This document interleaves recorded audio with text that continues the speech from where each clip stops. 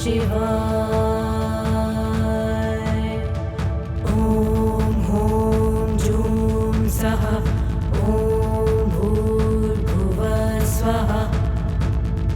क्या आप जानते हैं कि पुणे में एक ऐसा प्राचीन और भव्य मंदिर है जो काशी के विश्वनाथ मंदिर से भी पुराना है? जी हाँ, आपने सही सुना।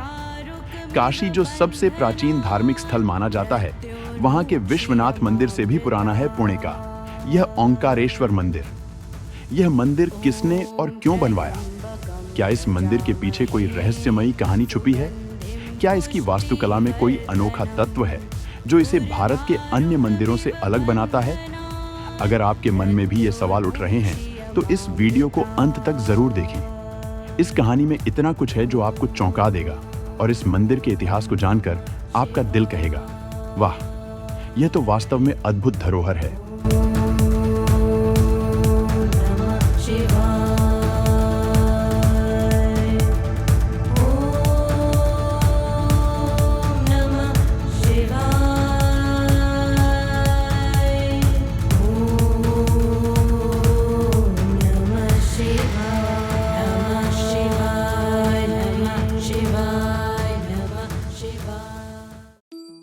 श्री ओंकारेश्वर मंदिर की स्थापना 1738 में पेशवाओं के दार्शनिक गुरु श्री शिवराम भट्ट चित्राव ने की थी।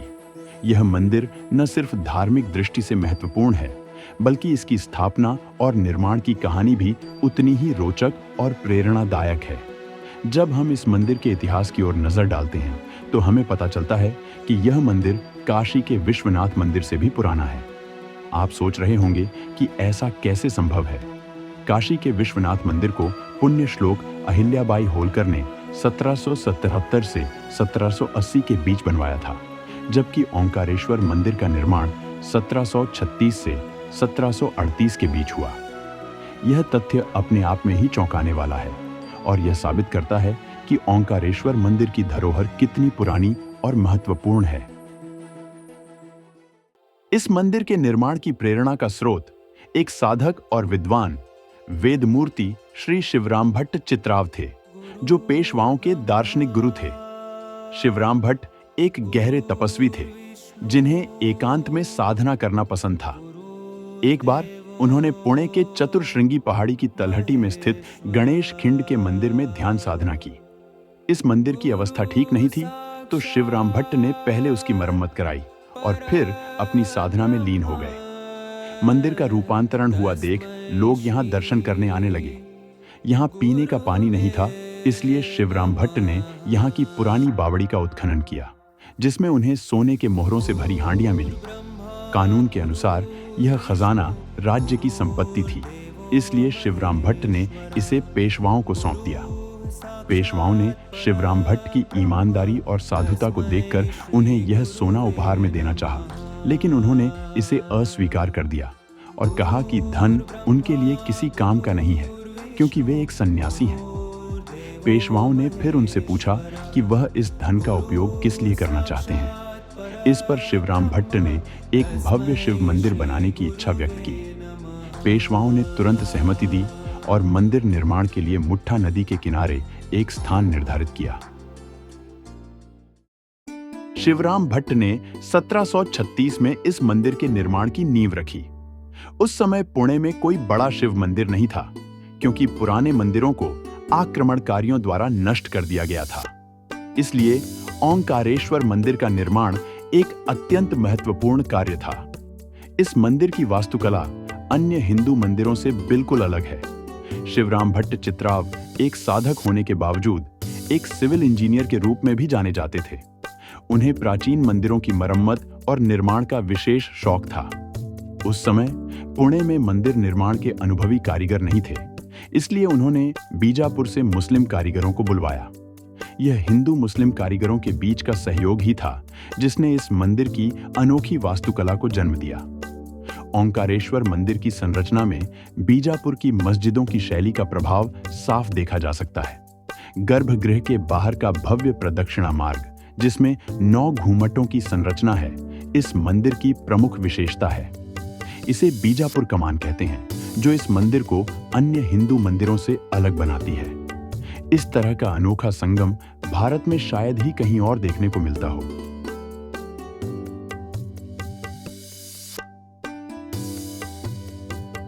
इस मंदिर का शिखर भी अन्य मंदिरों से काफी अलग है। आमतौर पर मंदिरों में एक ही शिखर होता है, लेकिन ओंकारेश्वर मंदिर में मुख्य शिखर के साथ 8 और उप शिखर हैं। इन शिखरों पर की गई नक्काशी अद्भुत है, जो इस मंदिर को और भी भव्य बनाती है। अब बात करते हैं नंदी मंडप की। जब यह मंदिर बना था, तब नंदी महाराज मंदिर के द्वार पर ही विराजमान थे, लेकिन 1961 में पानशेत बांध के टूटने से आई बाढ़ में नंदी महाराज दूर जाकर गिर गए। जहां उन्हें पाया गया, वहीं एक नया नंदी मंडप बनाया गया। इस मंडप की दीवारों पर देवताओं की सुंदर प्रतिमाएं उकेरी गई हैं, जो इसे और भी आकर्षक बनाती हैं।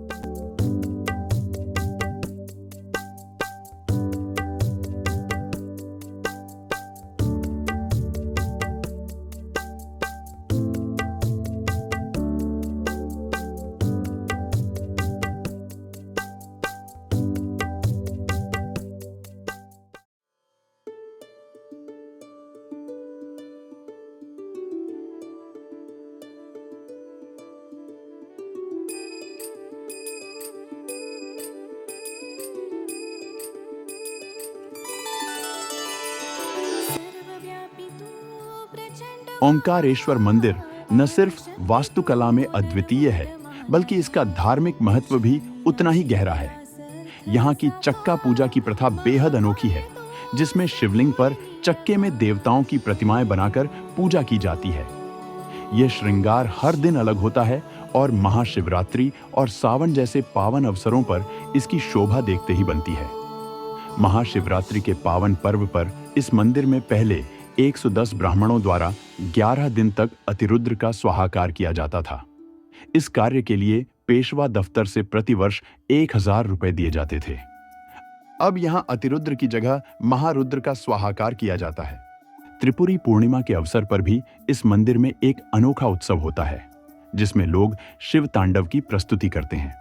शिवजी का रूप धारण किया हुआ व्यक्ति त्रिपुरासुर के 3 पुत्रों की प्रतिमाओं को तीर चलाकर भस्म कर देता है। त्रिपुरासुर वध की ऐसी अनूठी झांकी आपको और कहीं देखने को नहीं मिलेगी।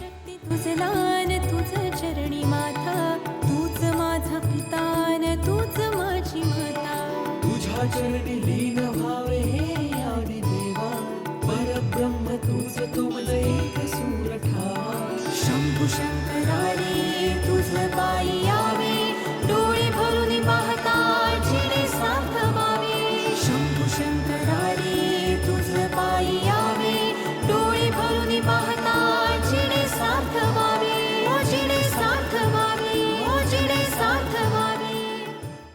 इस मंदिर का निर्माण पेशवा चिमाजी अप्पा के संरक्षण में किया गया था, जो स्वयं ओंकारेश्वर के बड़े भक्त थे। जब उनकी मृत्यु हुई तो उनकी अंत्येष्टि यहीं पर की गई और उनकी पत्नी अन्नपूर्णा देवी भी उनके साथ सती हो गईं।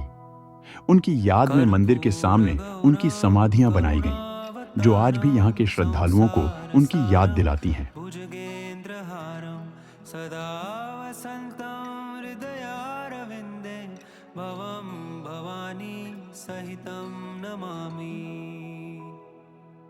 तो दोस्तों, यह थी पुणे के ओंकारेश्वर मंदिर की वह अनोखी और प्रेरणादायक कहानी, जिसे जानकर हम सभी का हृदय गर्व से भर जाता है।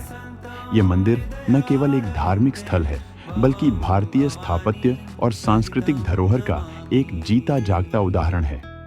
अगर आपने अभी तक इस अद्भुत मंदिर का दर्शन नहीं किया है, तो एक बार जरूर जाएं और इसकी अनोखी शांति और भव्यता का अनुभव करें।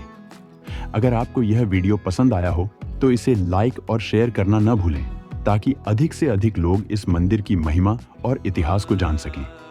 और हाँ, हमारे चैनल भक्ति यात्रा विद अमित को सब्सक्राइब करें, क्योंकि हम आपको ऐसे ही अद्भुत मंदिरों और तीर्थ स्थलों की जानकारी देते रहेंगे। हर हर महादेव।